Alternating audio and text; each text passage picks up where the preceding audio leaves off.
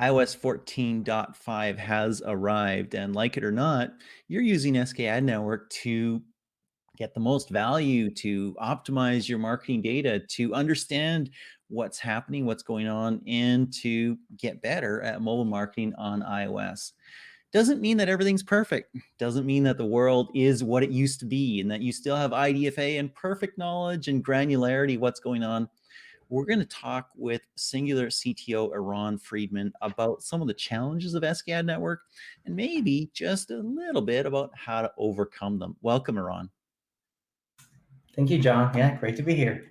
Great to be here as well. And it's better for me than for you because it's like 11 o'clock my time, it's like 9 p.m. your time. So thank you for taking time late in your day. What are some of the core challenges or limitations with SKAdNetwork?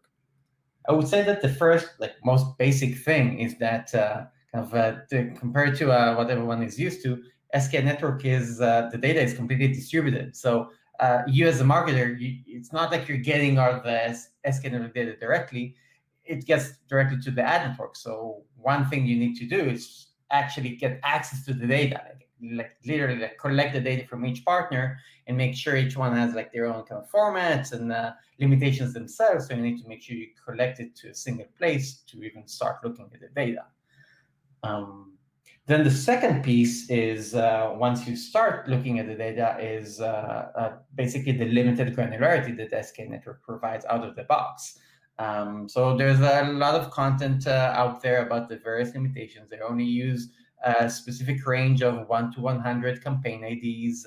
There's only limited conversion values, as they call it, kind of to show the post-install measurement. They have, you basically don't have any creative ID in a sense in those, so you need to just work with whatever prompts that they provide. And then you need to add into the mix those, there's kind of weird timer mechanisms in a sense in which you're only allowed to report a conversion value within 24 hours, let's say, or if you update the conversion value for increasing the windows.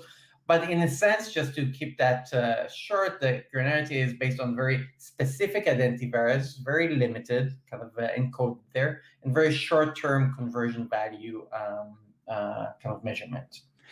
And there's some kind of, I wouldn't say traditional, but there's some really valuable ways of marketing that people have done in the past that you just can't do anymore with SKAdNetwork, correct?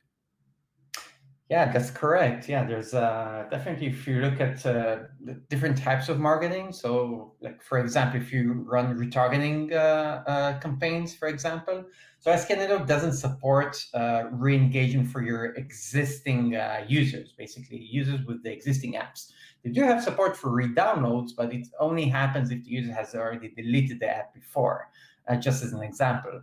Other things like lookalike campaigns, for example, they're relying completely on IDFA, so just completely unsupported in SKAdNetwork. There are things around the marketing tactics that Apple has added later on in SKAdNetwork. One is kind of the view-through information, which is kind of new. It just got out in iOS 14.5. Another piece is kind of MTA in a very limited manner, like showing only the last 5 kind of contributing ad networks, which is going to be live in iOS 14.6. But as we definitely see, like a lot of the common standard marketing tactics have completely changed. And a lot of things that we used to do are not going to work anymore in SKAN. In terms of fraud, we thought initially with SKAdNetwork, hey, great, Apple's signing this, it's cryptographically signed, we're going to be great. But there's still some challenges here, correct? Yeah, definitely. First of all, you need to do the work of actually validating the data. The fact that Apple kind of cryptographically signed doesn't mean that it's completely protected. You actually need to write the code that validates the signature, make sure it's completely accurate. And you need to make sure that there is nobody is trying to circumvent those signatures. For example, nobody is sending you duplicate postbacks, which is actually something that we see in the wild. So making sure that you're not getting the same ones or multiple transaction IDs. Even then, what we know is that Apple didn't sign the entire postback. So the conversion value, for example, is not signed. It's not protected today by Apple.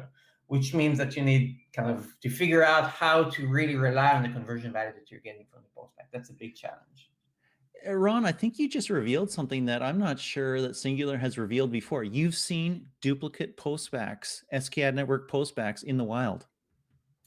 Yeah, for sure. And it's not even necessarily a matter of like fraudulent, bad actors are trying to steal money from you in the beginning. It might be even just very simple technical issues or implementation issues on the ad network side, right? They're just sending duplicate data once in a while. And unless you have a good safety mechanisms to make sure you deduplicate those postbacks, you're gonna get inaccurate data for sure. Wow. Wow. Okay. So you're getting SKAdNetwork data. You've got to assemble it from all the different places, all the different ad networks, media sources that you're using. Obviously, Singular does that for you as an MMP, but it doesn't mean that all your data is coming together, right? You still have some fragmentation issues. Yeah, for sure. That's a big challenge for the marketer. So in a sense, SKAdNetwork data isn't doesn't live in a vacuum. So you're gonna have a mix basically. You have SKAdNetwork data. You're still gonna have IDFA users, like users who have opted in, at least a sample of users. And there's like the ad network data itself, right, or the campaign, the spend that you're having on those campaigns. So the marketers are tasked with figuring out how to connect it all together so they can basically answer simple questions like how much am I spending, what am I getting in terms of results based on kind of a mix of both my IDFA data and my SKAdNetwork data. So yeah, definitely a challenge. Wow. So we've seen that there are some challenges with SKAdNetwork. It's good to have at least some method of knowing what's going on with your marketing, but how do you maximize the value of the data that you're getting from SKAdNetwork? Yeah, so there's a lot to do. First of all, you need to clearly define your conversion model, of course, because the conversion values are critical to understand kind of the results of your SKAdNetwork data. Then you need to make sure that you can actually get clean data from the ad network. So again, collecting all the information, making sure that it's accurate, making sure that it's not fraudulent. So kind of validating the data, making sure it's good. Then you need to basically connect it with the rest of your data. So again, kind of tying it back with the IDFA-based data and with the ad networks data, and then get to the actual work of analyzing the results and iterating them as fast as possible.